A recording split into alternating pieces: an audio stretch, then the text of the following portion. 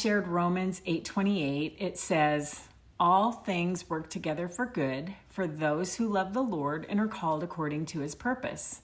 Now, I said I would come back to the idea of you having a choice in the matter, so that's what this is all about. Let me say, I don't claim to be a theologian. I'm just a Christian woman who wants to share God's love with people and to see people have a relationship with the Lord. See, I know where I once was, and I know where I am today. And I can say trouble came my way long before I had a relationship with the Lord, and it's going to continue coming my way. It's just that with a relationship with the Lord, I have a hope I didn't have before. The scriptures say, all have sinned and fall short of the glory of God. But God made a way for us to have a relationship with him. So let's go back to Genesis. It's in the 2nd chapter that you'll read about what God said to Adam in the Garden of Eden. He said, you are free to eat from any tree in the garden, but you must not eat from the tree of the knowledge of good and evil. For when you eat from it, you will certainly die. He first told Adam that he mustn't eat from the tree. And then he said, when you do, you will most certainly die. God knew. We later read about how the serpent twisted the truth and he lied to Eve so that she would eat the fruit. She tasted it, and then she encouraged Adam to do the same. See, it seems to me that man having free will is demonstrated through Adam and Eve. The Lord knew the serpent was in the garden.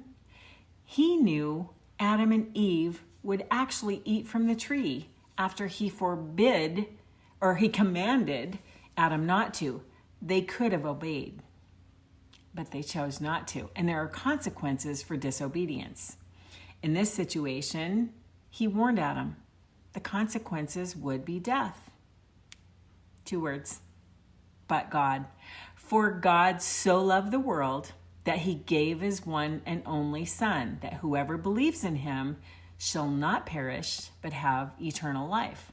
For God did not send his Son into the world to condemn the world, but to save the world through him. People. It's about accepting a relationship with Christ. What a tremendous act of love on God's part. Nobody's asking anyone to sacrifice animals or drink poison. Hearing the word, contemplating the word, and ultimately accepting the word as truth is a choice. God pursues each one of us. He pursues a relationship with us. I believe the fact that you're hearing this, no coincidence, because I believe God pursues us in all ways. He uses people to share his truth, and I believe that being called according to his purpose is seeking relationship with us and having eternity with us. He took a radical step to make that happen, because we, when given the choice, will choose ourselves, which separates us from him. Am I perfect? Do I claim to be perfect? Absolutely not. I am only seen as blameless because of my relationship with Jesus, and that is God's perfect will for my life and yours. See you next week.